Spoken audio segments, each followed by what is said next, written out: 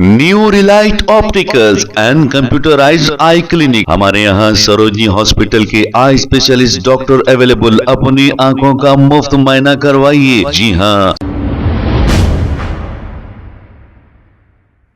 अस्सलाम वालेकुम नाजरीन, 7H न्यूज सच को रखे आपके आगे। बल्लागुड़ा मोहम्मद नगर के रहने वाले 24 साल मोहम्मद गौस और इनके बेटे मोहम्मद अयान, जिनकी उम्र 3 साल है, ये कल पेट्रोल डलाने के लिए अपने घर से निकले थे इनकी बाइक में, लेकिन तब से लेकर अब तक ये घर वापस नहीं आए, जिसकी वजह से इनकी फैमिली से बल्लागुड़ा पुलिस स्टेशन में एक शिकायत दर्ज कराई गई कि ये लोग अभी तक लापता हैं। जिस किसी को नजर आ जाए तो बल्लागुड़ा पुलिस को इत्तला दे दे तो बड़ी मेहरबानी होगी।